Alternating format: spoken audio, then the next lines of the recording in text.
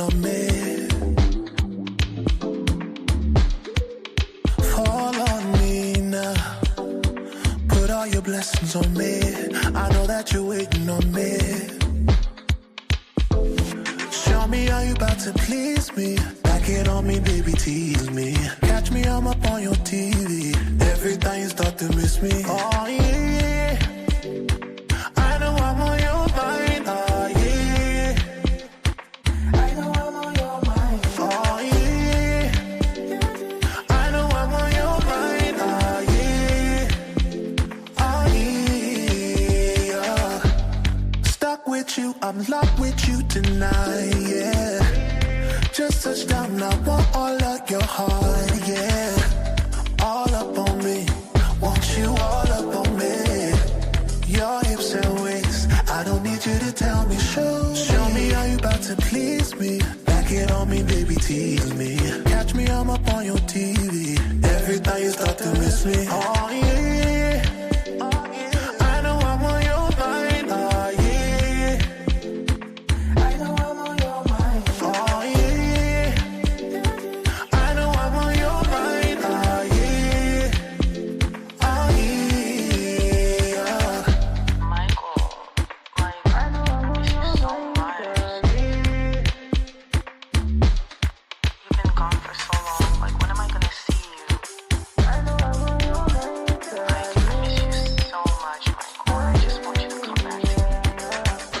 I miss you so much, and it's just not fair. Like,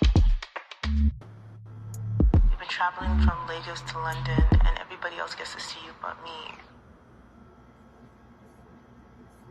Oh shit, and we are back. I'm going to, as usual, I'm doing my best to not curse on this show, even though it is called Welcome to the Rawrrzone. But I also know that I am now an adult, and some people, aka the little people in my life, have now started to watch this. So we're gonna try to behave ourselves. But what's up, bro? It's your homegirl Ivy, Katie, whatever you want to call me. Just talk to me nice, because it is 2026, and if you are still on some 2025 petty time, we don't want you here. This is Welcome to the Rawrrzone, though, everyone. You could catch us everywhere on our website, rawrzonenyc.com, or subscribe to our YouTube at rawrzonenyc. We are also live from our radio home, the Puso 82.3 FM, every Wednesday, 8 a.m. Eastern Standard Time. Yes, that means tomorrow. You could check out last week's episode with Miss Nia Dorsey on Puso 82.3 FM. And, of course, 10 p.m. Eastern Standard Time on the Evening Rush Radio Network. And, of course, you can stream us on iHeartRadio, Amazon, Apple Music, Apple Podcasts, Amazon Music, Spotify, and wherever you get your podcast fix. We are proudly sponsored by, we'll pull up, the PNSBC, aka Fifth Neighborhood Spring Basketball Classic. Shout out to the family at Wings Academy and Coney Brooks, who put up this amazing initiative. The PNSBC brings together top high school players from across New York City. The league emphasizes competition, education, community service, and personal growth, preparing our players to succeed both on and off the court. And all of our games can be streamed on youtube.com/PNSBC League. Yes, I'm biased. I am a Wings Beacon Elite girl. So shout out to Wings Beacon Elite. My boys, our interviews are dropping from our media day during the week on Instagram Live. Please tap in with them. It's an amazing group of young individuals. Once again, shout out to Coney Brooks and the team at the PNSBC. If you want to sponsor with us, we are across 150 countries with 20,000 listeners across our platforms. Please sponsor your brand with us. Promote yourself with us. Whew. Thank you to everyone once again that was part of our 2025 Give Back for Sean. Whether you donated, shared, volunteered, partnered, or showed love because you just fuck with our cause, I am so grateful to all of you. Because of you, last year we were able to raise $5,200. We're working towards our $10,000 goal. Hopefully by the time we do this for 10 years, we already made our 10K goal. We do this now every year, our Give Back for Sean initiative and the Road to the Give Back and the Give Back concert for Sean Seguid, who at not even 30 years old lost his fight to endomosarcoma. back in 2017, a cancer so rare that fewer than 130 cases have been reported worldwide. It hides within blood clots, undetected by scans, and is tragically discovered before it's too late. In Sean's case, it was found during emergency open heart and lung surgery that ultimately saved his life long enough for him to fight for a year and a half and advocate for a disease nobody knew. Sarcoma is considered the forgotten cancer. It makes up 1% of all adult cancers while making up 15% of juvenile cancers. Symptoms are mistaken for everyday aches or injuries, which delays diagnosis and treatment, as well as also mistaken for some athletic injuries. Through our Give Back, we raise funds for the Sarcoma Foundation of America, supporting research, treatment, and resources for patients, families, and caregivers. We also been using our initiative over the last year to honor Kelly Brown, who is a sarcoma warrior who joined us in our Give Back initiative when we met her in Philadelphia in 2023. She passed away from her battle with sarcoma in 2025, but thanks to her family and the people that supported her, her strength, joy, and spirit continues to inspire us. They were part of our Give Back initiative last year. So this year, our road to the Give Back starts May 30th at Sanger Hall. We are looking for artists. We are looking for sponsors, vendors. We got our 3 amazing judges this year. DJ Gaivis from DigiWax. We have Miss Krista B back in a judging capacity. And of course, Judge Mo Dallas himself, aka Ace Bradley, will be doing his thing. Shout out to our sponsor, DJ Ace of Spades. Shout out to our sponsors, Ian Visuals. Shout out to Dope DJs, The Evening Rush, everyone that's involved this year. Shout out, of course, to our partners at Rockview Entertainment. If you want to be involved to our road to the Give Back, please email us at ivproductions@gmail.com. And my last announcement before I get to introduce our beautiful guest, March 15th, this Sunday, we are outside the 5,000 experience. After 3 years, the man, the myth, the legend, S-Rock is throwing an event for the masses to tell him that the Titan never fucking left. All of our energy is got to go towards Child the Model, Akil Ali, who's also celebrating his birthday there. We got a famous rapper. We got DJ Ace of Spades on the 1 and 2. And just confirmed, we have Thought Provoker and Newest Truest on the lineup. And of course, a special headlining set by the Titan of Rap himself. We are all on one stage and we are powered by real hip hop. So please get your tickets off the Titan of Rap website and meet me over there. What else is there to say? But whew. So, as many people know, well, I started Welcome to the Rawrrzone. I was also in college getting my master's in communication. So it was really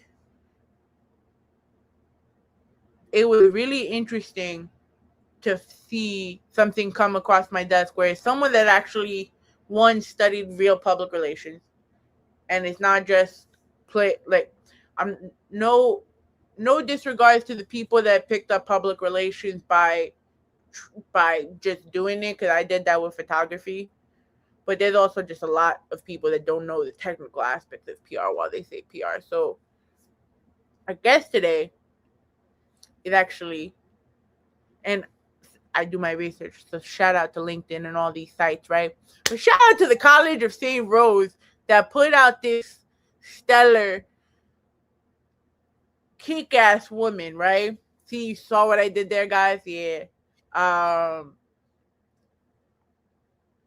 Tonight, we're joined by publicist, producer, and entrepreneur who is building opportunities and infrastructure for creators while defining what modern public relations looks like. And we all know after 2020, that's a whole fuckload of confusion right there, right? Our guest is the founder of Stellar Connect, a New York-based boutique PR agency that specializes in entertainment, music, and cultural brands.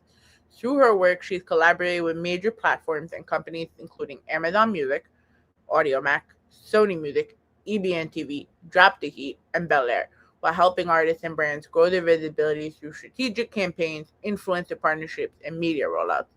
Before stepping into the world of PR, she developed a strong business foundation working on Wall Street, where she sharpened her skills in negotiation, relationship building, and revenue strategy. Tools that now play a major role in how she approaches branding and media development. But beyond the campaigns and the business side of PR, her work is deeply rooted in community and opportunities. Through Stellar Connect, she is committed to supporting emerging creatives, mentoring talent, and helping bridge the the gap across creative industries and educational spaces through youth initiatives.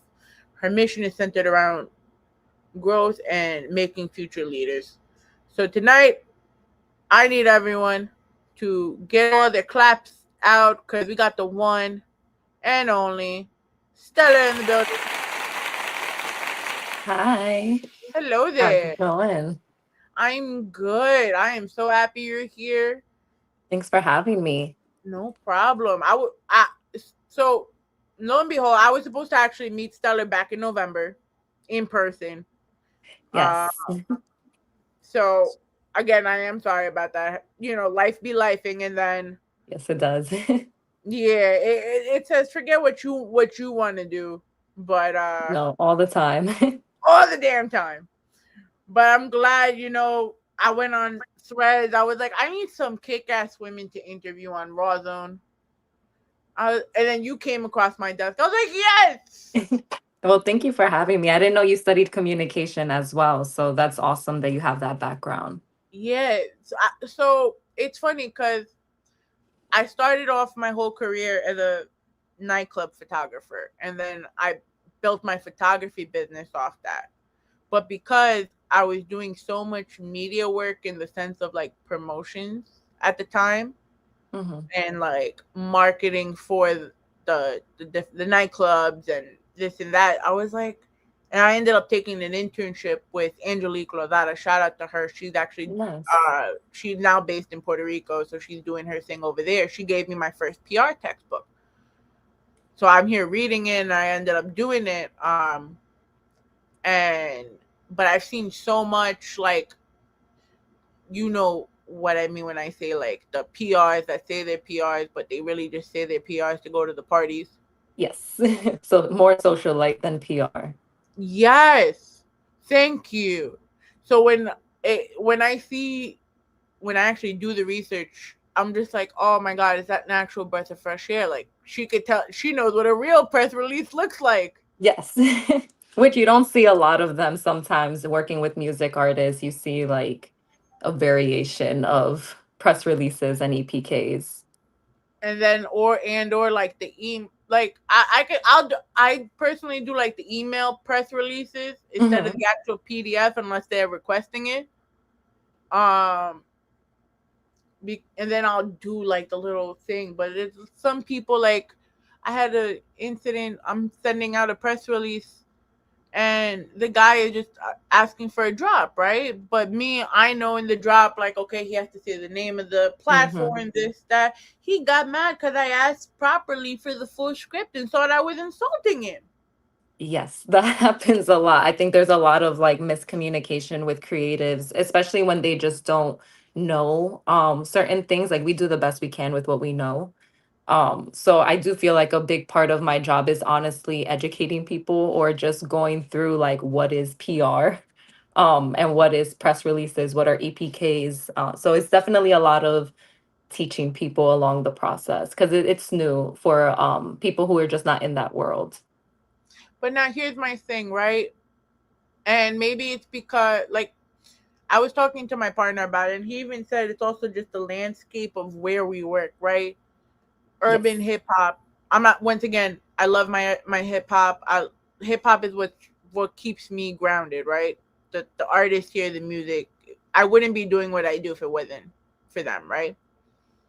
But at the same time, it's a catch 22 when these same artists that make the best music, they're not they're not taught enough Mm-hmm. because they're learning everything as they go along.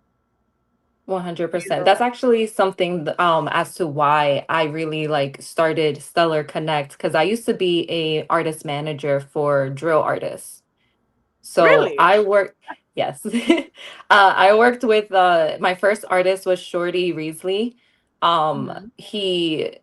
He's awesome. He's still making music. He is currently incarcerated, but he still has music that's being released and he still has his campaign. So definitely check him out. But I was working with a lot of drill artists and I started just noticing that a big issue was the lack of knowledge. And they were missing out on so many opportunities because they just didn't know how to type a professional email without starting with the word yo or yo bro, like let's work. Yeah. So it was fun for me at least to like I had the opportunity to go away and like learn PR, learn communications, learn business, and a lot of people around me didn't get that same opportunity, so it only felt right when I came back home that if I was going to put myself in these hip hop and drill spaces that I wasn't just trying to pocket off of people, that I was actually educating and teaching them along the process. And that allowed me to really get next to a lot of people just because the overall mission was growth, not necessarily let's just put you out there and hope you go viral. Yeah, and that's it. I feel like it's also hard because they see people like us walking into these hip hop spaces, and because you have people that also look like us, that act like us on some professional scamming, Hmm. they don't know whether who to trust. And it's just like, especially now, you know, how difficult is it for you to try to gauge some of these artists, because eventually the artists you have, they grow to different levels. You know, you guys drift apart. The part of natural part of business, whatever the Hmm. case may be. Um, how do you show your clientele that you to build trust with you? So I'm big on creating an ecosystem. I'm very, very blunt and very honest with clients. A lot of PR agencies really don't even meet with you as much as like I meet with artists. So I do implement artist development in everything I do. A lot of artists aren't ready for PR. The truth is they don't need a publicist. They really just need a sounding board. So while I do offer PR and focus on that, I don't turn away artists who just aren't ready. And I don't try to like just charge them as much as I can to put blogs and stuff out of them. I'll do actual artist development and create an ecosystem. So they become part of more of a community where they can jump in when it aligns with them. And I think that builds a lot of trust. So from events to photo shoots together, outings together, a lot of times like we go to the studio and just hang out, where we're not actually doing work, we're just having like a creative day and we're just in the studio. And while I'm there, I get to show them a marketing and PR side, opposed to like you bringing all your friends and now they're just saying, oh, that's lit, oh, that song is fire. Now you have someone like, oh, that's a cool song, what if we were to promote it this way, what if your music video had this? And then in the moment I have all my contacts on my phone so I can bring people in as it's happening. I think that just creates a different level of community and trust for people. How often is it? Because a lot of once, like you said, some people feel like they don't. Some people also just don't know the difference of needing that sounding board versus needing a PR. What would you say most artists right now need the most? Um, Therapy. But I um mean, we need therapy to deal with this, but Everybody needs therapy. So mental health is a big thing I advocate for with all my clients. I encourage them to be in therapy. If they can't afford it, we do find ways to work with them. We find different resources that can just help as outlets. I think all artists need strategic branding when it comes to their artistry. At the end of the day, they all need PR, they all need publicists, just not all at once and not in the beginning. As a publicist, you can't really, artists don't realize that like you can't do much if you tell me, oh, I'm recording my song tonight and it's releasing tomorrow.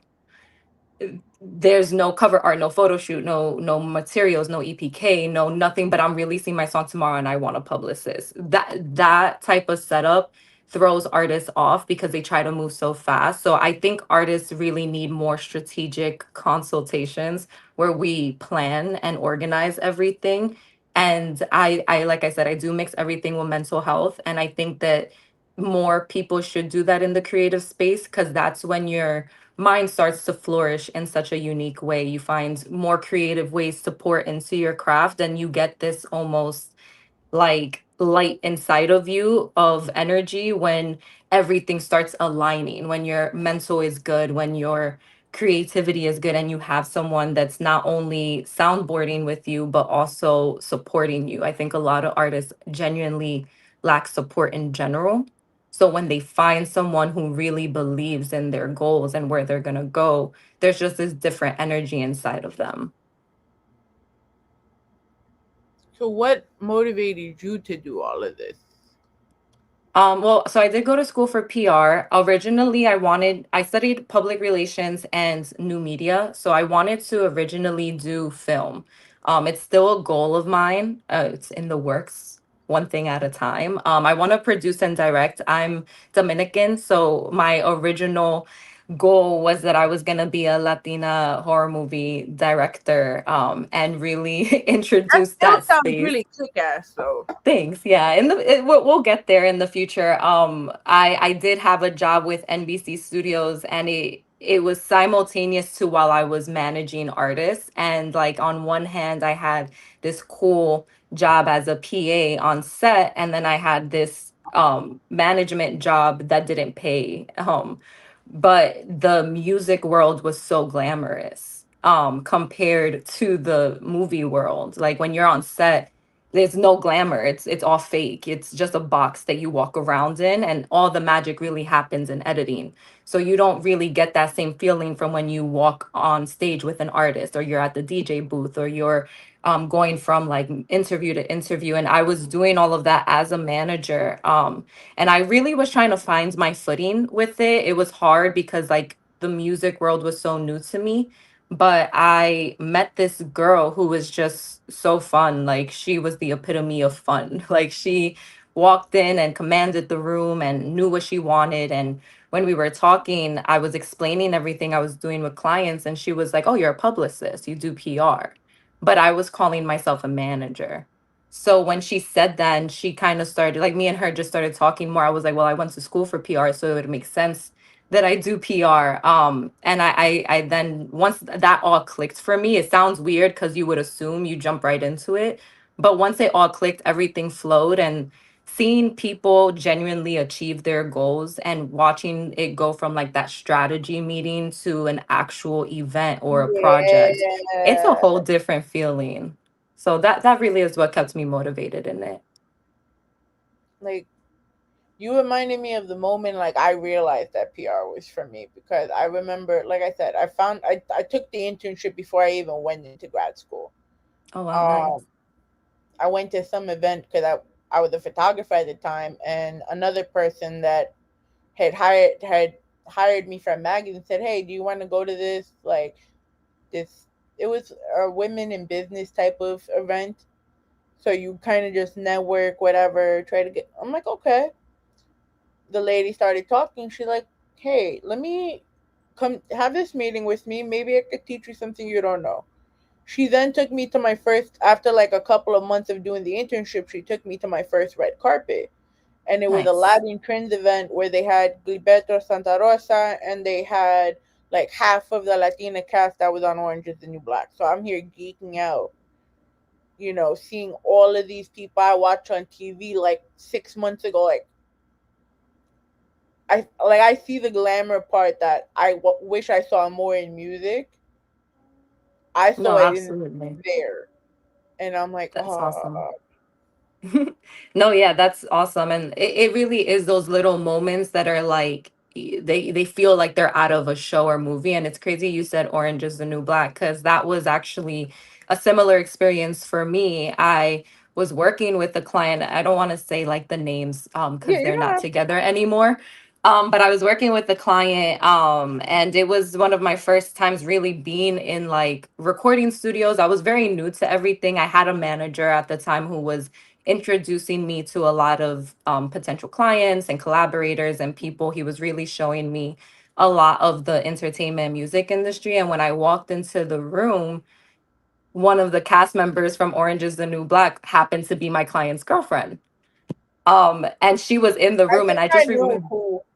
Probably, yeah. Then I don't believe they're together anymore, so I don't want to like put him out there, but Yeah, that's it was, fine. yeah, but it was definitely a surreal moment for me to like have been watching this character on TV all of college, to then be sitting like right next to her and having her like ask me questions and interview me to work with her boyfriend. And it was just a really cool like experience that then just never ended. And it was like back to back experiences like that that it became such a whirlwind that I quit my 9 to 5 job, and I was like, yeah, no, this is what I'm supposed to do. And I just kind of stuck to Stellar Connect since. So before we actually get into all of that, because um just reading your story and everything, but as a person, as a PR, right, we're always supposed to be poised, on point. But no lie, when you see that person that you grew up seeing, don't tell me you're not geeking out on the inside. Like, Oh, I was shaking. I was shaking. I actually, there were so many instances where I had to call my best friend like in the hallway and just be like, what do I do? Like, do I stay? Do I like, and I did keep my I hope I kept my composure. I don't know how it was translated. But yeah, after like the first few times meeting big names, I think you get a little bit more comfortable with it. And you just get more like, you just flow a little better. But there are some people who like internally I've geeked out over. Some people I've interviewed where like I wasn't necessarily geeked out for myself. I was more geeked out than my like little brother and my little cousin were gonna see. And I was just like, they're gonna think I'm so cool. Like I'm with these people. that's how I felt when my students found out that I did the Ron Killings the White Album event, because they love Mhm. our truth. But for me, it was last year we had Akon on the show, and like I'm here staying professional, but in my head and like in the group chat, I'm like, yo guys, Akon is sitting right fucking there. Yeah, and you definitely like, I mean, I tend to be a PA on a lot of like podcasts, so we do cross paths with celebrities, and like yeah, I usually end up being the ones like yelling at people like stop Like, taking chill the pictures, fuck like out. focus. Yeah, but inside I'm geeking out. Inside I'm Like, definitely like ah, sweating and freaking out and like dying to get my picture before we leave. yeah, no, I would just think it's just like so hard because you want to just be a fan. Mhm. But you can. You have to, and I think that like celebrities do appreciate that. I'm actually very bad at like knowing who people are unless you're mainstream. I'm a very big mainstream girly. So I have actually had situations where I've spent like an entire studio session with someone, and then like it wasn't until I got home and went on their Instagram and was like, "Oh my god, you're famous," or wow, like you've worked with these people and you didn't say anything. And those have actually been like my most closest relationships And that then you I've look built. them up, and then that's usually how it starts, though. Like, Hmm. um, cause like how did you want to even just get in communication? Like for me, I used to like watch a lot of TV. I always wanted to know like what's the story behind this person. Just it didn't piece it together till I got older. But was this something you always wanted to do? Yeah. So when I was little, I was like obsessed with like iCarly. And Oh, me and my cousins would like have our own. Oh, no, you're here. You're oh, here. sorry. Just don't push me. I was like, oh my God, I'm so No, no, bad no. with You good? technology. Just play the Yeah, spotlight. me and my cousins had our own little like vlog type of camera. I played around with everything besides PR. I wanted to do film, I wanted to be a journalist, I wanted to do marketing, like just every job within it. It was just hard to, it wasn't until college that I figured out public relations was an actual role. But I did also watch a lot of like shows and movies that kind of, now as an adult I look back and I'm like, okay, it all makes sense. But I was very obsessed with like Scandal and Olivia Pope. Yes. So that's like my inspo. I wanted to do what she was doing, just not in politics. It seemed a little too stressful with politics. And I'm just very good at like it. And I leaned into law. I did get accepted to like a Fordham Law program, and I was studying there. And I just kind of remember just feeling like I did not belong and I was not supposed to be a lawyer. And every opportunity that came up that was media events or like just anything within that realm, it just aligns. College aligns as well. Everything I did in college, I'm just doing now and getting paid for. Like I was president of almost every club you can think of, and now I'm pretty much just doing it in the real world.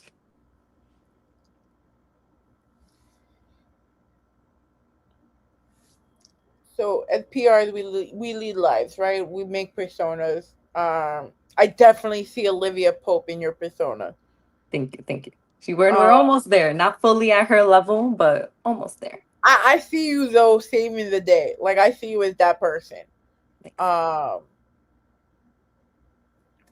but when making Stellar, you know, who who were the inspos behind besides Olivia Pope? Um, so I wouldn't say there's one inspiration. I am very big on rich culture. I study rich people. I love business. So when started working around a lot of people in entertainment, I noticed that the reason they weren't elevating was because they just literally didn't have a structure. They didn't have any type of business element added to it. So I wouldn't say I had like an honestly, Disney. If I can really be honest with it, like Disney, the actual Disney brand, Corporation. what yeah, was a huge inspiration. And I actually remember with Vinny, he's the owner of the Lab Studios. It's Vinny from the block. Okay. He yeah, he's been a mentor since I started. And I remember like on literal like bouncy paper, because we didn't have any paper in the studio. I was writing out like departments and the breakdowns, and he was showing me a lot of like how a music label would work. And I was just restructuring a music label in a similar function of like, okay, if That's Stellar how it Connect is. was Disney, yeah, like if Stellar Connect was Disney and I can own all these sub channels and shows and people, and like Disney Channel made stars at a certain point. They would take the people and literally turn them into superstars, and then brands and clothing brands and all this stuff. So like that would probably be the closest to like an inspiration, but it's honestly a pull of just learning from so many different angles and then seeing where it all kind of clicked. Okay. So now that we say that Stellar Connect is this hub, right? Mhm. We have the podcast that you do. We have Foodie Friday. We have the blog. Yes. Um, you have the artist management So I event, don't do artist management anymore. So Stellar artist Connect, development. Sorry, yes, yes, yes. sorry. I No, it's even I. okay. So that's five. How many more umbrellas are there? So overall, it's three umbrellas. So it's Stellar Connect as the PR. So everything within PR and branding fall within that. Then you Okay. have Stellar Reports, which is an umbrella under Stellar Connect. That's media. So within Stellar Reports, the goal is to turn it into like a network where we have different shows that you tune into, like Foodie Fridays. That's not my show. I actually sponsor that show. So the brand sponsors it and it airs every Friday. I have a new podcast, Elevated Wellness, that's owned by me, but it's not like I'm not the It's face of my it. note. That's my baby. Yes. No is incredible. He is probably the best person I could have found for this podcast, and he's been bringing the vision to Seriously. life. Yeah, he's incredible and so talented. I've been watching him for a while. We've connected in the past, and I told him I was like, I just don't have anything yet. But when I have something, I will pull you in. And as soon as the idea came to light, I was like, this is the person I need to bring in. And So it we have a couple of different stuff. because I had him here before the new year, and he mentioned something about doing a podcast, and I'm like, I'm waiting. I am Yes. waiting for someone to give you a mic and for you to not. I mean, I love your music. Like he knows, cause he's Rawrzone's. We didn't even get a chance to actually announce it last year, but he was our break. He was like our breakout artist for 25 because of just everything he was doing. Like he finally broke out of that shell he was in and like Yes. went full on note, and I geeked out because it was finally something different in music. Um, but he has so many opinions about mental health and his stance on anti-bullying and all of this, and I'm just like, oh, it was so. When I saw that, and I think I saw it off your page first, off the Stellar Connect, and I saw he was collabed. I'm like, yo, this is perfect. This was his. This is what he needs. Like, No, yeah. this is And we such a actually have an episode dropping the first episode dropping this week. So I'm really excited for people to just hear him deep dive into mental health and more specifically within like the entertainment and music industry. is mental health is something you've been with for a while. Is it just something you've just been passionate about? Is it something you just want other people to be aware about, or just something that you want to just push for you? It's a mix. Mental health is a big, I've always been a big advocate for mental health. I've struggled with anxiety and depression on my own. I've been trained in a lot of like different programs to work with people who struggle with mental health. So I've been the person on like the opposite end of like a potential suicide call. I've been the person to like show up for people to kind of like just be there if they are going through a episode or a crisis. So it's something that's just been part of my life. And then when I started working in music, I actually came across a lot of young guys, specifically men, who just alcohol addiction, drug abuse, the homelessness, family issues, and like the trends kind of kept piling up. I've seen a lot of people like come out of prison and really try to work on themselves and end up back in prison.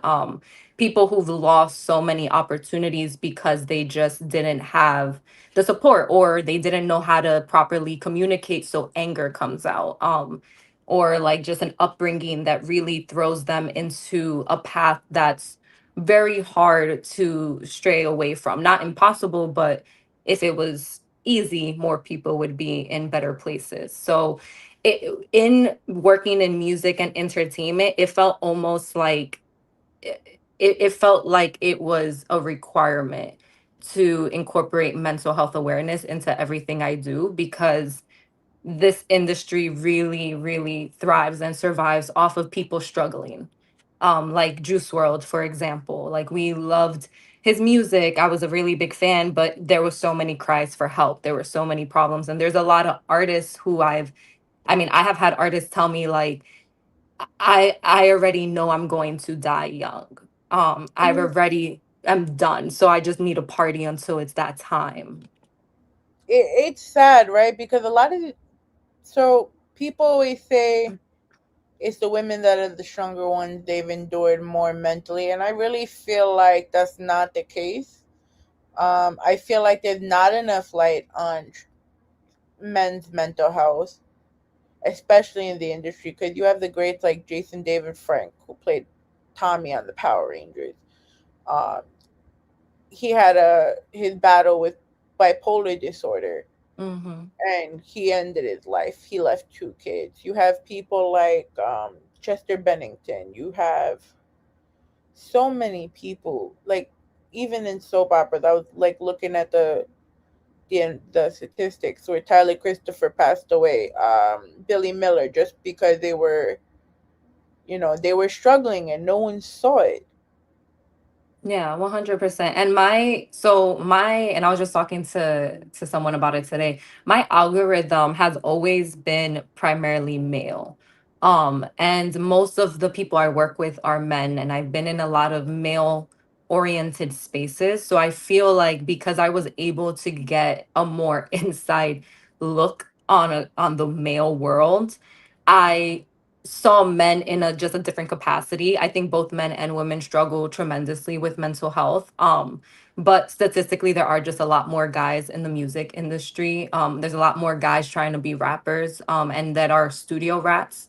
where they basically live in studios all the time. And I also physically went through the process of a music artist. I've stayed in studios overnight. I've been in situations where I probably shouldn't have been. And I was able to kind of just see life from the perspective of an artist. And I think having so much access to men who feel comfortable, or I hope they've felt comfortable and have trusted, me in their journey and in their family problems and personal issues, relationships, being able to be a sister figure to a lot of these guys, I think was not by accident.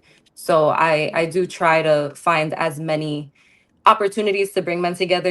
Like, of course, women also have a lot of issues, but we as women tend to do a lot of get-togethers, a lot of wine nights, a lot of brunches. There's always a lot of targeted things for women, which is incredible, and we need to keep doing it. But there's a hard push in the Latino and Black community for men when it Yeah. comes to mental health, and having those conversations. And guys do have those conversations. I've almost started a book club at a trap studio.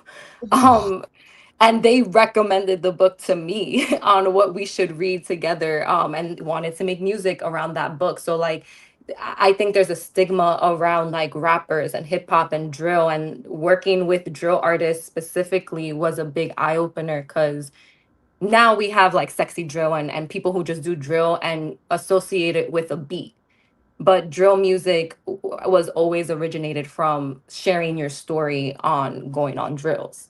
And anyone who's experienced that lifestyle, that is very mentally a lot. So it's been a journey, but it's definitely part of just everything that I do.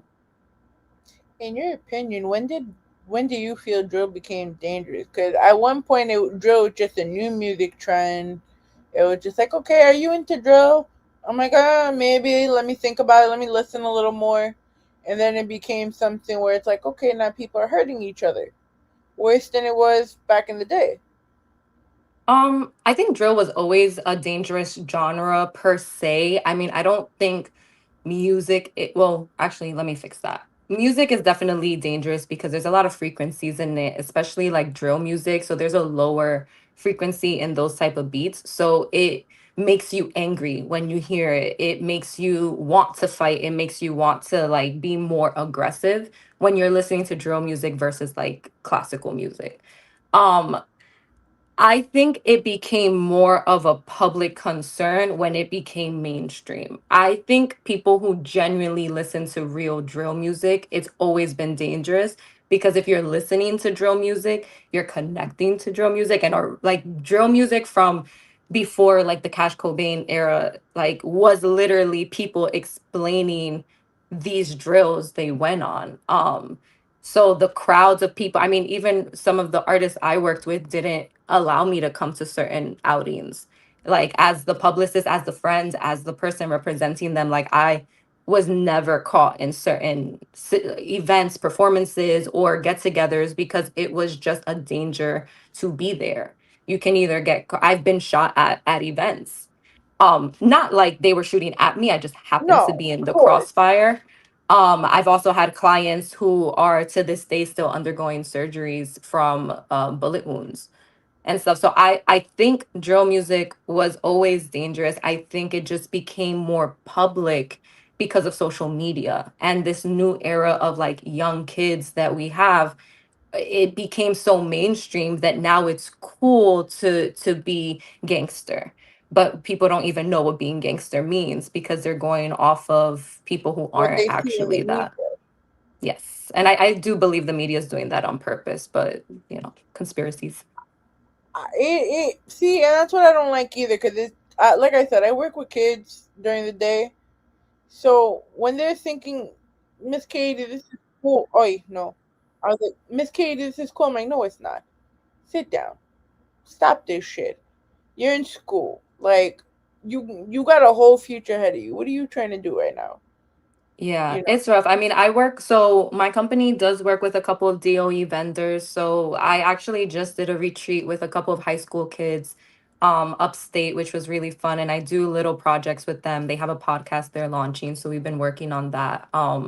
But like listening to like the stuff that they go through and their stories and like their mindset, these a lot of these kids have just grown up way too fast and exposed to way too much, and there's a lot of anger. And when you have music like drill music that radiates a frequency that's really low, you're now taking their anger that they're feeling with their parents, with their friends, at home, with their hormones, and you're magnifying it and telling them the only way to really be seen or heard is by being a menace. So it's tricky. I hope that in the media in general, instead of capitalizing on it, I hope we can start reforming it. Because I'm really That's what we're honest, here for. man. I'm always scared of what the future gonna look like. Yeah, that is also why I do why I want to be in media. Also why I keep mental health so close to my business, because we are the future of shaping the media. We are the next people who will be running these companies and putting things on. I mean, people are watching, you know. People are tuning in, people are seeing it, whether it's on Instagram or on a network, on TV or streamed. You know, like there are people paying attention. So when you have a platform, I just think it's very important to know what you stand for. So now, while you're helping everyone bridge themselves on a professional and a healthy social emotional level, what are you doing for yourself to make sure you're good? Oh, I love being alone. I I spend so much time around people and on calls that I value so much my alone time. I'm very laxed with life. So I do like yoga, Pilates. I've just bought a kitten, so he's been keeping me occupied. Yeah, he's sleeping somewhere behind me. But I am very big on just taking care of myself and doing what I want to do, and that, my mom sacrificed a lot for me to have that ability. So I just do what I want. If I'm overwhelmed, I go and get a massage. If I need a day off, I give myself a day off. I don't really have to explain to anybody why I'm having a bad day. I just kind of shut off the world, and yeah, it'll regroup when I'm better. So putting myself first is honestly what I do. And alone time, I take myself out on dates. I love to eat. So I definitely just treat myself to some food, and I'm a tourist. So food and a movie Oh, your really birthday's is, coming up. it is April 21st. So I'm always here for just some alone me time. Or like I have some close friends who tend to come over to my apartment from time to time. We do like a game night or a movie night. I'm a very big TV girly, so it drives my friends crazy, but I am the let's watch this movie, let's have a movie marathon. I just had a Harry Potter marathon with my friend the other day. Oh my And god, my coworkers will love you. I love Harry Potter, but I stopped watching the movie. The last one I saw had to have been the third or the fourth one. The last book oh, I you gotta read, finish. yeah, the last book I read, mind you, I have up to book five, but I read up to two. I didn't I read the books. I will say that much. And I can't watch them too much back to back, but my friend was over and he there was one Harry Potter that he didn't see, so we watched the one before it and then that one, and it was pretty cool. that's not bad. I I gotta try. I'll try it again. If they made me reconsider Game of Thrones, then I watch it. I'll watch. I'll try. It's worth just, finishing it all the way through. So it is Women's History Month. We are here highlighting you and all the amazing work you've done so far. Um, as a woman in PR, what was the biggest challenge you faced starting Stellar Connect? Um the biggest challenge I would say is being an opinionated woman. I am very blunt. I'm very emotionless sometimes. I did work on Wall Street and that culture really stuck to me. So transitioning back and forth from an overly emotional industry and then an underly emotional industry, was a bit of a power struggle for me. I've had, like I said, I work with a lot of male clients, and there are just some guys who don't like being told what to do by a woman. As old dated as that might sound, as outdated as that might sound, it is a thing. Egos were probably a huge thing that I struggled with. So egos and challenging people has always been a big issue, but primarily when I started, it was hard for people who had been in this industry for like 5 to 10 plus years to then kind of grasp how I was able to get next to them. And then it annoyed a couple of people when then now someone who's younger than them, less experience, is now coming in and telling them what to do. And trying to tell them like, well, no, if you do it this way, this is how it's going to work. And it's definitely not liked when you're doing that to a man. So that was an issue I've dealt with.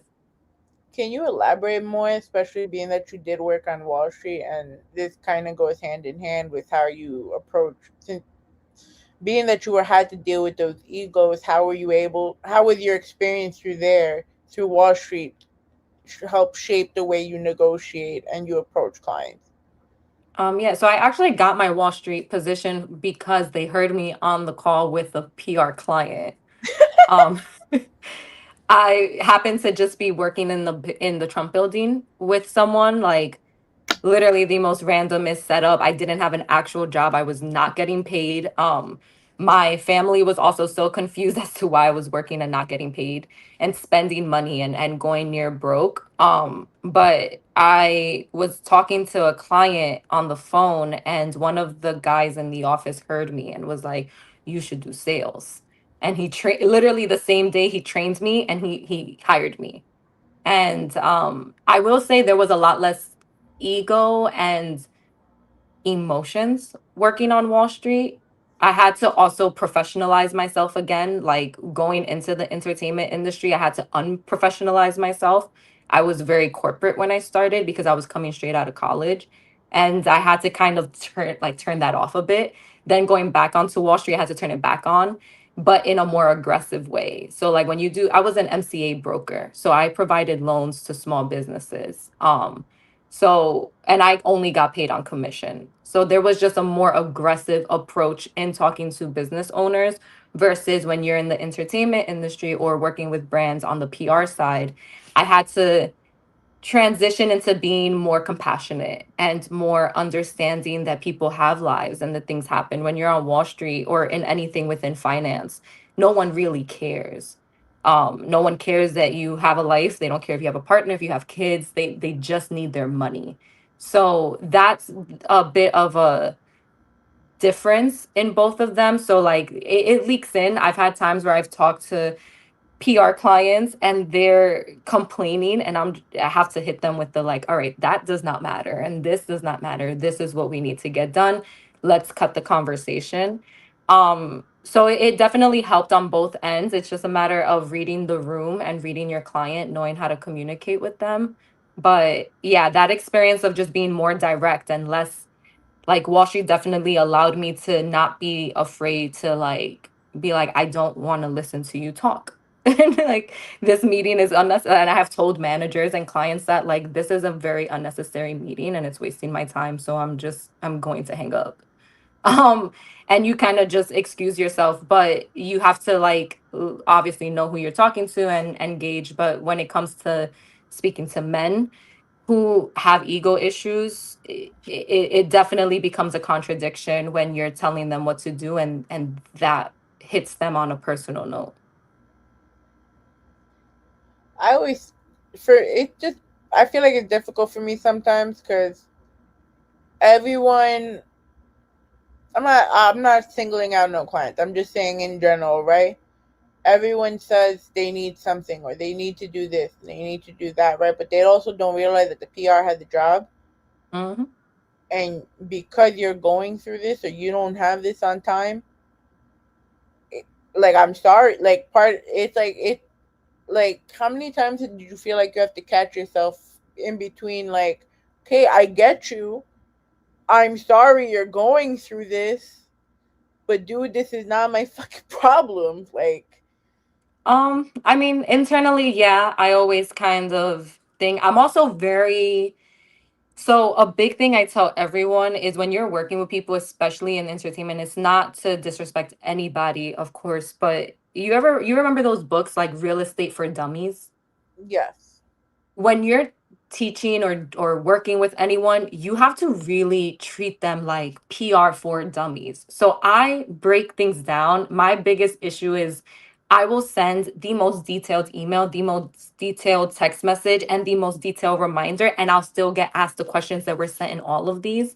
I have very blunt ways of just telling people I don't care, figure it out, and they usually pick it up and move accordingly once you kind of set that boundary with them from the beginning.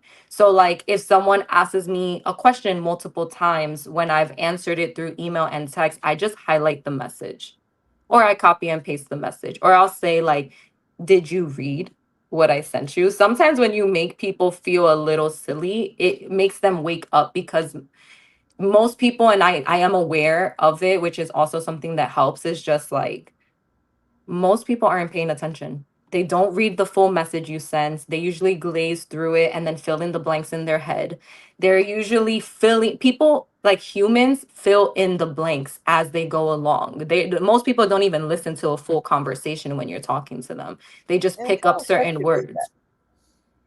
It's crazy, but again, like I study a lot of like rich business owners, and like one thing that one of them, Mark Cuban, one of my favorites, like he doesn't talk to clients ever. He does not talk to clients. He never gets on a call. So he doesn't deal with that level of stress. So the minute someone starts stressing me out to the point where now I can't do my job or it's on them, I'll drop the client if I have to. I have sent people their money back. The one thing I won't do is stress myself out for someone's inability to keep up. There's no money in that.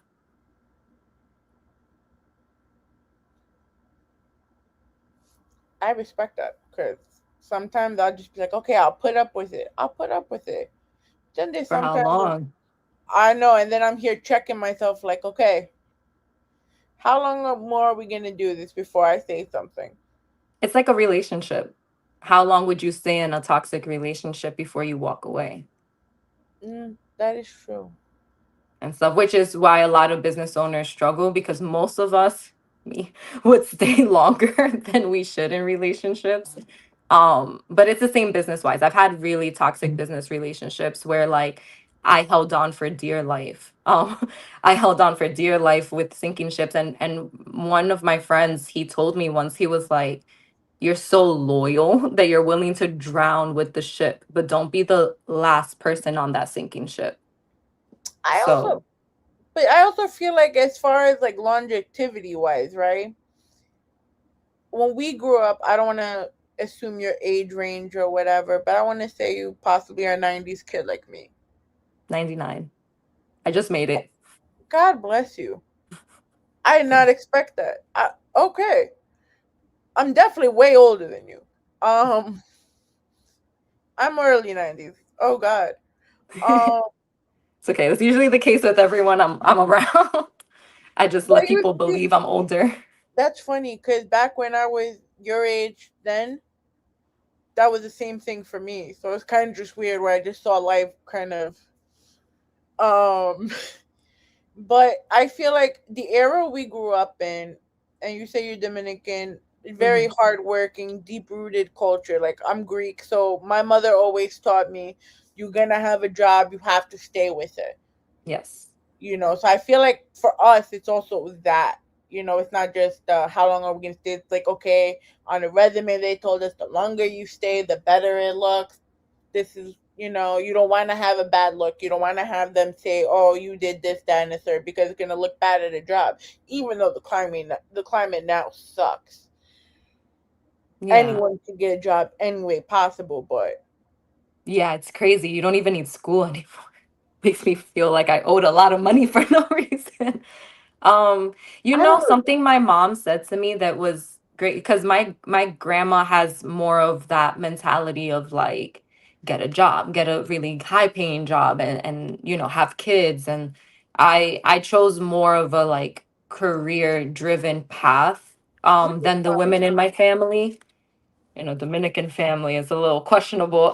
But I mean, it's my questionable in my world too, but they'll live. yeah, but we were making it work. My mom always said to me, "You're not a tree." So I actually grew up watching my mom.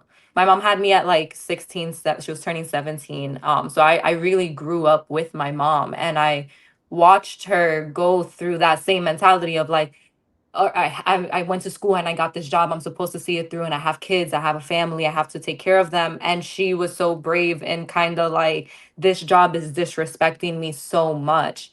I'm leaving. And she quit and she found another job. And then she started her own business and it didn't work. And she was like, you know what? Eff it. I'm gonna do this. And she went into real estate and like dominated in real estate. And then it just didn't align. And she was like, you know what? Like, I'm going back to school, and she went back to school and she graduated top of her class and now is an EMT and is doing EMT full time, and she absolutely loves it. But it was a journey to get there, and she just kept reminding me, she was like, God didn't put us on earth to be trees.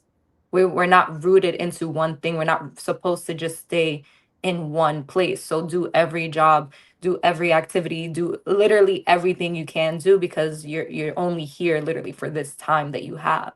Yeah. So that really like that helped a lot. And it's not easy because yes, even with that mentality, she had her worries when I was not making any money.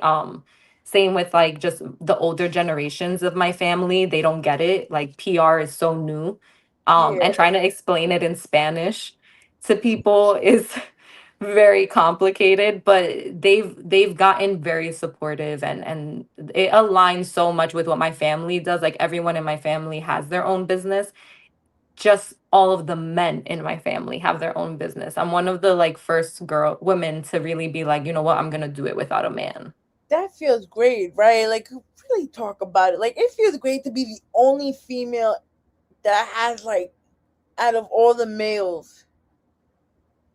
It is. It's a lot of pressure. My uncles are very good at business. I learned a lot from them. My uncles have definitely made it out. I wouldn't say I made it out just yet.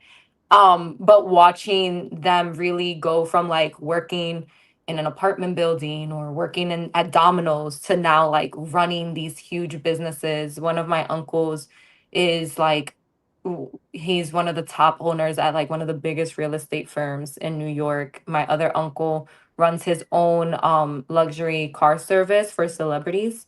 So he goes on tour with these artists and drives them around and coordinates the uh, sprinters for all of those big like concerts and traveling. So watching them, my grandma also owns her own bodega with her husband. So Yeah. like it's always been business. Just usually the women have always had a man who went into business and they supported it. It's never been the woman saying like, "Hey, I'm actually gonna wait on having kids. I'm gonna have a business instead." And I think that was very inspiring and scary for some family members. So I'm happy I can do it and show my little cousins like, you don't gotta be married. You can do this on your own. I love it. Oh my god. Um,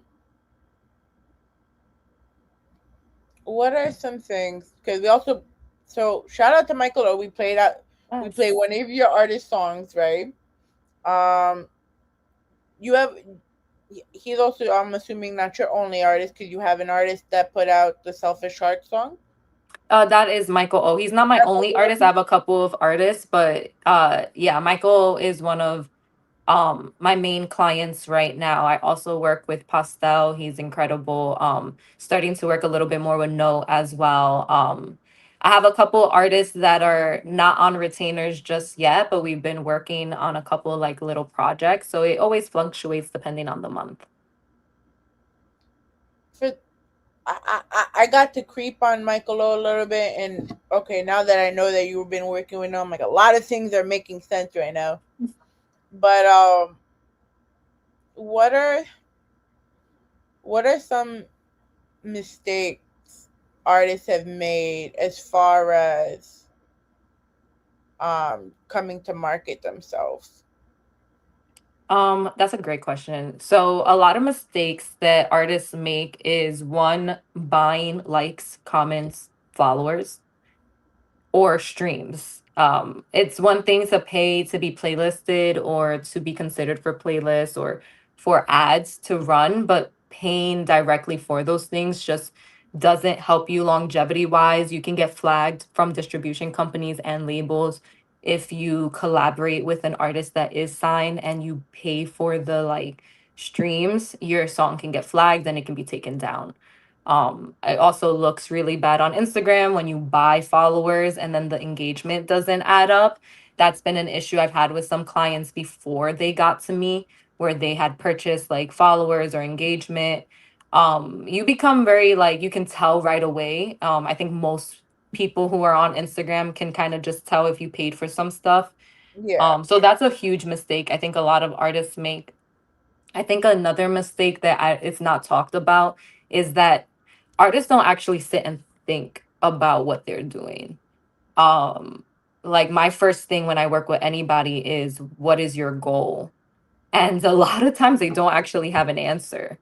So I think a mistake is kind of jumping the gun into like just wanting to put music out when you're really considering being a music artist as a career or anything as a career. If you're going to be in fashion, a blogger or a journalist, a media host, literally anything you're going to do, I think you have to actually sit down and physically write out what your goals are, what you're trying to do, and what you're like, what is it in 3 years? What is it in 5 years? What is it in 10 years? And then you work backwards. Most artists are really, really not prepared for what being an artist actually entails.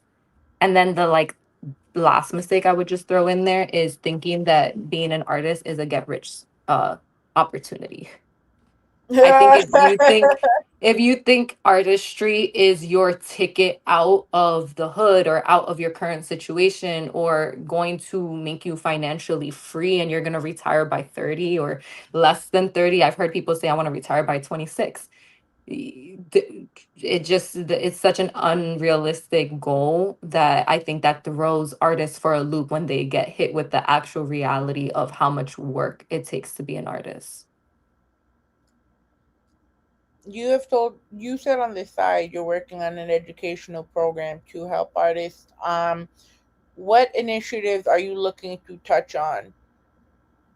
Work. So I'm actually in the process of creating syllabuses and curriculums to sell to schools. I want to take music artists and engineers, producers, publicists, journalists, media hosts, and create a legitimate program that we can then go and teach within these schools. And to take it a step further, I've also been connecting with different incarceration programs and juvenile detention programs so that these engineers who don't, because a big issue is money, a lot of people don't have money. Government has a lot of money to give, especially in the education world. So finding jobs for engineers, writers, music producers, artists to be able to go into like juvies and high schools and really like teach these kids different things and skills while getting paid for it. It is really the like next step. And then part of Stellar Connect is to launch a master class, which would be now for the artists and creatives, where we will be teaching you not just how to, like, not just to understand PR, but to actually know how to brand yourself and understand your image and then build from that. A big example I use is like the Barbie movie. Most people don't think so deeply, but like the Barbie movie took so many different PR strategies. They made everything pink. Everything was the same font. Every big brand and artist collaborated down to Nicki Minaj and Ice Spice in the Yeah. actual movie. So taking it a step further and not just looking at yourself as someone who's gonna drop a song that's gonna go viral, or I'm gonna be on this mic platform and it's gonna go viral. Like actually creating something that's deeper is really the focus. And we don't just single out music artists, we work with business owners, fashion designers, um, just anyone who's a creative in any aspect. One needs support.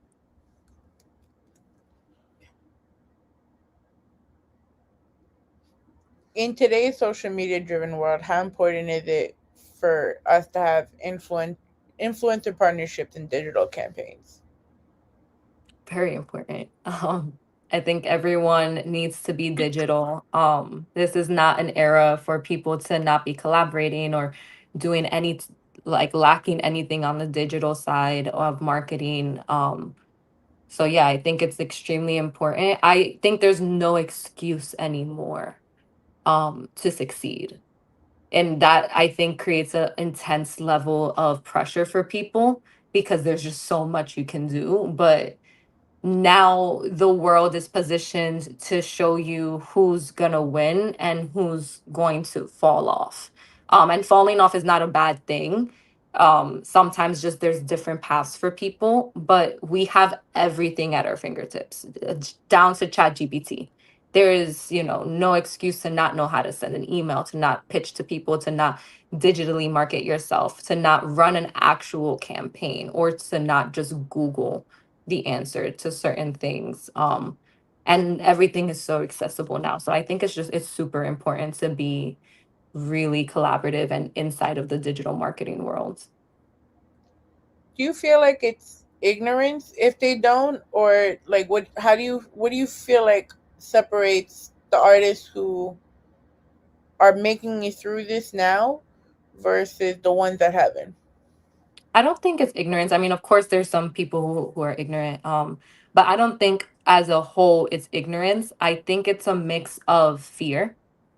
It's a lot. Like it is, sometimes I do consultations and a 20-minute conversation is a lot for a creative. When you're now pulling their personal life, you're pulling their mental, you're pulling all these ideas, and then you start adding, like, okay, this is a great idea, but this means I have to do X, Y, and Z. And then you have to execute it. And since like COVID, I just think people's anxieties have gone up tremendously at the thought of having to be social, if the thought of having to speak to people, at the thought of having to go to events. So I think people do the best they can with what they know. And you'd be surprised at just how many people don't know a lot. Or things just don't cross their minds to think of, I should Google this, or to think I should do that. So I wouldn't put it on ignorance. I think there's just a fear level of like, I can't, like, people have a lot of imposter syndrome. And I think a lot of people feel like they don't actually, I don't think a lot of people believe they can obtain what their goals are, which is why I always ask people, what is your goal? If your goal is to be a touring artist, but you are not working out, you're not eating good, you sleep in until like 1 in the afternoon every day, you're going to struggle. Most artists won't even be able to walk across an actual performing stage without running out of breath. Most artists don't know the difference between stage left and stage right. They don't have never performed with an earpiece in their ear, have never had, like there's just so many things that you have to think about if that's your goal. And they're spending all their time in the recording studio thinking that now this is what's going to make them famous. So like I just think that not actually having direction, and then that fear, that imposter syndrome, is really what holds artists back.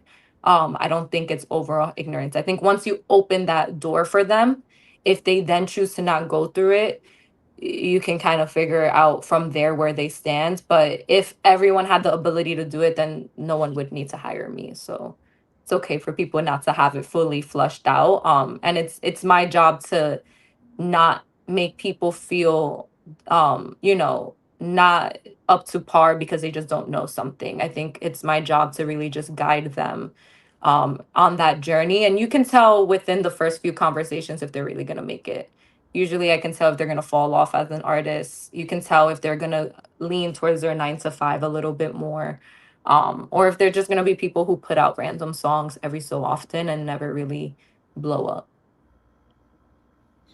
What is your experience? Well, what's something? Apologies.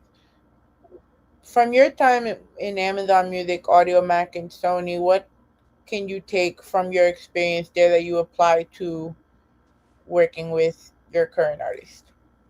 So I didn't work directly within those companies. I worked tangent to them. So I've had clients that we've released like performances and videos through Amazon Music. I've had clients that were playlisted on Tidal. Um Audio Mac, I've done events in there a bunch of times. One thing I learned in working in all of those companies is that all of them are extremely different. I also learned that they there's a lot of politics that people don't think about. And it's something whenever I have someone who's new working with me, part of my company, that I always have to ease them into, because all of these companies just run differently politically.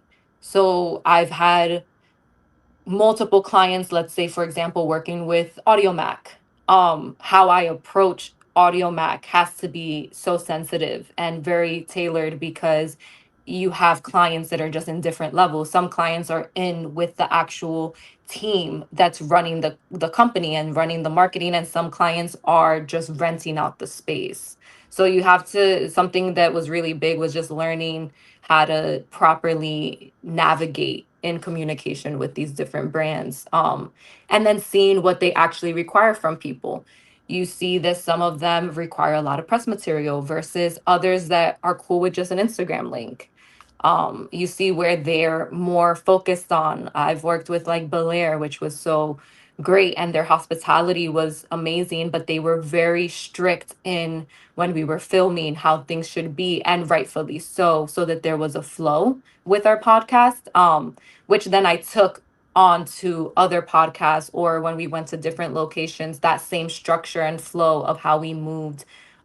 You learn different tricks working with different professionals. You learn how to not freak out when you see a celebrity walk in, because it's so frequent, especially in the Belair headquarters. Like you can really just be drinking, and all of a sudden now they're filming a whole episode of their drink show. So it really is just learning how to navigate the different political systems within each company. Through Stellar Connect, you emphasize community centered storytelling. How important is community and what does this mean to you? Very important. I think everything we do should be community based, because that's how we're here. Um, Everything is collaborative. I am always open to collaborating with people if it aligns. I think it's just very important to have that community aspect in everything I do. I also really value that when it comes to like my culture. So like I have hosted an event in Dominican Republic where my family was very involved, in like getting donations and setting up like the trucks to pick all the kids up in the mountains, and the food and the snacks, and it's just something that's very enrooted in me. I was a Girl Scout, my brothers were Boy Scouts, my mom was a Girl Scout and Boy Scout leader. My grandma runs almost every club or group in the church that you can imagine. She so like all the women in my family are very like community leaders and have always been like that. So just growing up, everything I did was community based. I mean, even Thanksgiving, I would usually spend half of Thanksgiving at like a homeless shelter cooking and donating, and then I would come home and meet my family and like fall asleep at the kitchen table because I was tired from cooking and feeding people. um so yeah, and my mom made it a big point for us to be super involved in like community things. Now as an adult, I'm not as involved as I would like to be, but like I knew a lot of the people at homeless shelters because I was a frequent volunteer.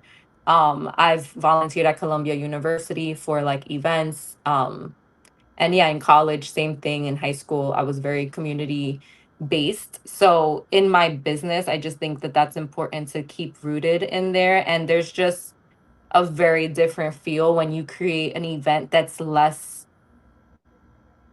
structured as a showcase and more structured as like your family party, or where it feels like you're at a family function. You get a lot more comfortable, people spill a lot more secrets, and you just like connect with people on a whole different level. And it goes back to that aspect of trust. If I'm creating a space that's safe and comfortable, and you feel almost like this nostalgia to when you were young and in that more safer headspace, you're going to trust me a lot more with what we do with your business or with your artistry.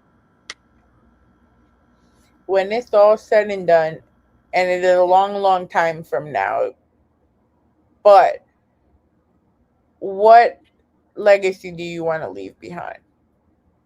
Um, I don't know what the exact legacy is. I think that's for the people to decide. I mean, even the name Stellar was given to me. That's something where like people named me Stellar and then I embodied that. So I think my legacy is for the world to let me like to solidify it. But when it's all said and done, I do hope that I inspired people to really follow their passion and showed that you don't have to be white or come from money to live a very specific lifestyle. You don't have to drown in poverty and you don't have to stay stuck in a place that you're like, you just don't have to be miserable. And if there's one thing people can take away is that like you can choose to not be unhappy as hard as it may be, but like the worst thing is to be trapped in any type of feeling in anything relationship wise, family wise, work wise, career wise, and not feel like you're really living to that full potential. So I really hope that like the business and the events and the clients that we help just kind of feel empowered and feel like whatever their goal is, no matter if it's to be stay-at-home mom or stay-home husband or work all the time or work a 9 to 5, that you're just living in your truth and you're happy. Because we struggle so much. And like one thing I always tell people is like family is a great example. We make a lot of excuses for toxic family relationships, and you don't have to. We make a lot of excuses for jobs that we hate because society literally taught us you need to tough it out or you need this job to survive. But like someone said this, and don't quote me on it because it's an insane quote, but they said like we were in the studio and I think we had pulled an all-nighter and we were trying to figure out ways to make money. We were all extremely low. I think we all shared like the last of our bank account money to buy Dunkin' Donuts. And we were like, you know what, like we don't have money to go home, so we'll just sleep in the studio and we'll get Dunkin' Donuts and that'll be like we'll make the money. And someone kind of looked at us and was like, if the crackhead outside can find money to buy drugs and be happy, you're gonna find money to follow your dreams and make it happen. And it was the most randomest thing he could have said, but then we all kind of started thinking like, yeah, this homeless person literally wakes up and hustles every day to make money and they get exactly what they're trying to get money for. Um, so why can't we? And that kind of stuck with me. And I think the last thing I'll add to that is I used to work in a hospital and it was an incredible job. It was a great Is there job. anything you haven't worked in? No, actually, I have done a lot of jobs. I love money. I love working. Like I have worked Uh, in Yes, like I have worked in a kitchen washing dishes. I have worked teaching archery. I have done a lot of different jobs. All courtesy to my mom. I have to give her credit. Like my mom is on Facebook all the time and whenever a job pops up, she sends it to me. And it'll be like 3-day jobs, 2-week jobs and she'll be like, "Go do it." And I'll just honestly go and do it. But my mom did get me the hospital job. I was really, really low financially. Like when I say low, I was in the negatives. I had gotten a ticket for hopping the train because I didn't have money to pay the train, and then I didn't have money to pay the ticket. And I was so upset because there were like people doing drugs on the train and the cops didn't do anything about them, but I got a ticket. And so I that was was so it was terrible. And I remember walking to work and being like, okay, well, you're not going to eat lunch today. Like you literally cannot eat until you get home. And I was going from my shift was from 5 a.m. to 1 p.m. and my job was like an hour away from me, so I had to leave my house by like 3:33, or like 3 o'clock or 3:30, and always had to get to work a little bit early to set up because we started at 5 but prep was at 4:30. yeah. So and it was a surgical hospital, so I was responsible for getting everyone ready for surgery. So it was definitely exhausting to go from like sometimes I would go straight from the recording studio in Manhattan straight to work, no sleep, no money, like just really trying to figure it out. And I was really unhappy and I started noticing like I stopped dressing up for work. I stopped like I was coming in almost sweats and we had dress codes. I was getting in trouble a lot for like being late or just not showing up, which was very out of character for me. Like I'm a A+ type of student. So then being the one that was throwing off the frequency was off for me. And then my manager, he was talking about how he wanted to do all these things and how this isn't what he wants to do and how he's going to eventually leave, and he didn't actually know what he wanted to do with life, and he was a lot older than me. And then he was like, well, I've been here for 10 years, and he had just kept getting promoted, and they offered me to be promoted, like to apply to for a higher position. But there was a girl there who was actually studying to work in healthcare. So I told my mom, I was like, if I take that promotion, like I'm taking this opportunity away from her and I would have to commit more to this hospital.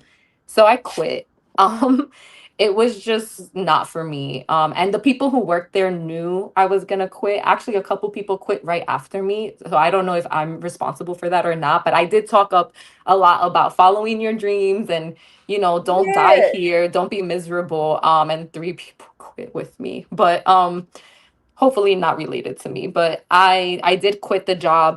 They all knew I was gonna quit because everything I did was Stellar Connect at my work. I was writing on paper how to organize the departments, how to create the services. Like I was in such the creation process of my business that nothing else really mattered to me. And it was a great job. Like it was stable pay. I had benefits, I had everything. And I told my mom, I was like, I can't do this. So she gave me a lot of grace and really supported me when I quit. And yeah, I can't, the concept of being somewhere miserable for the rest of your life doesn't feel like what God put us on earth to do. So yeah. Gotta give you that applause. Now, no matter what I ask, it'll never compare to that ending. 1 second. Wow. Oh, real applauses. That's so sweet. I listen. I had to. I was looking for the button. It wasn't. It stream. See, the powers that be, right? They don't want us to be great, because everywhere in the world, life is kind of going a little cuckoo. So they said, let's screw up the StreamYard too. But we got this. We got your applause in. Um, I want to thank you so much for sitting here and talking about it, because a lot of people won't talk about what artists really need, because a lot of people think they know, like we said in the beginning, some people want to be socialites as opposed to actually being PRs, and they want to take the money and they want the glitz and glam, they want to go to the events, but they don't sit and talk about the real work that really does go into PR and the frustration that it does take to make sure a brand comes out, to be a brand. Myself as a PR, like I struggle with that, especially with artists that are trying to get out of that mentality. And I'm glad someone's actually sitting there and really putting it out there. Um, I I think your stance on mental health and helping the incarcerated is something that a lot of people haven't thought of and should think of. I want to thank you for telling us more about it, and I wish, if you do more with that program, and I would love to help out in any way possible. Absolutely. Um, but what's next going forward for you? So next would be actually launching those programs. Right now we have a couple of like events coming up. We're onboarding a couple of new clients, so there's going to be a transition. Every like campaign is different. So right now we just finished a couple of campaigns, so we're just onboarding new clients. But the next big thing is really launching like Stellar Reports with Elevated Wellness, the podcast, different shows under there, launching these educational programs and just getting Stellar Connect a little bit more solidified in the PR world. We're expanding to Florida. So we are going Woo! there. Yeah, we started with Art Basel in December. I think we were out there, yeah, in December. We're going to be out there in April again for the Rebel Agency's event. They're doing a 2-day event out there. So we've been mixing in with like the fashion and the modeling world. And then slowly from Florida, I'm hoping to expand out of Florida. My goal is to really just get Stellar Connect in everywhere, where we can have teams of publicists. It would be a dream to have a Stellar Connect office in Dominican Republic and have women running it. I don't think that we see a lot of women publicists and media people in Dominican Republic. So having like boss babes just really take over and like run the marketing for every business out there, I think would be really cool. The Latin community is a new space that I want to really dive into artist wise. So I am working with a couple of like streamers and producers who are in the Latin market. And yeah, then keep branching out from there. I mean, this it's endless in terms of where we can go, but just expansion is really the next step. You know who you can collaborate with, and it literally just popped in my head. His name is George Torres. They call him the Urban Hero. Shout out to George, by the way. He had a blog at one point called Sofrito for Your Soul, and it That was, sounds very familiar. yes. So he also was part of the Capicu Culture, the open mic series that was Got in it. Brooklyn, that was running for like 15 years. He created Siembra Connect in order to help podcasts, to help different different types of creatives to brand themselves. And I feel like, and I'll make a group chat so you two could link up. But I feel like Absolutely. both of your platforms align because the Siembra Connect newsletter reminds me of what you're trying to do. Nice. I would definitely love to connect. That sounds awesome. Um, so, but for now, because I'm gonna we're gonna be sitting here talking more about PR, and then it's getting late, and then the powers that be are gonna cut me off for passing the 2 hour mark again. But tell the world where they can find you. Ah, my Instagrams. My personal Instagram is zeroofficially_stellar. And then on my personal Instagram, you can find all of my business Instagrams. Everything is stellar. I was hacked a little while ago. So there is two Stellar Connect accounts. The one that is the correct one is on my bio. So there is officially Stellar Connect, and Stellar Reports and Stellar Events. And they can all be found on my bio. But like I said, find them from my bio because when you type in the name, both Instagrams pop up. All right, guys, this was an exciting episode of Welcome to the Rawrrzone. You could catch this episode on Puso 82.3 FM and the Evening Rush Radio Network next week. Please enjoy our replay with Nia Dorsey this tomorrow and on Friday. Of course, follow us everywhere, rawrzonenYC.com. Catch us on location March 15th at Sanger Hall for the 5,000 experience. Please follow the beautiful Stella everywhere. Guys, get your tips, get everything from her. As for myself, follow us everywhere at rawrzonenyc, www.rawrzonenyc.com. And of course, my Instagram at is that the kitty in the background? It is. Hi, cutie Trying to make an patootie. appearance. See, Mello would get mad that I'm saying hi to you. That's my dog. But I closed the door because he tries to hog the show. Right. But to end the night, I leave everyone with these parting words. I've got one more thing to say, and it'll only take me a second. I've got 2 words that I want you all to remember. They're very important. And if I leave you with anything, I'm going to leave you with these 2 words. And those 2 words are, I'm Batman. Good night, everyone.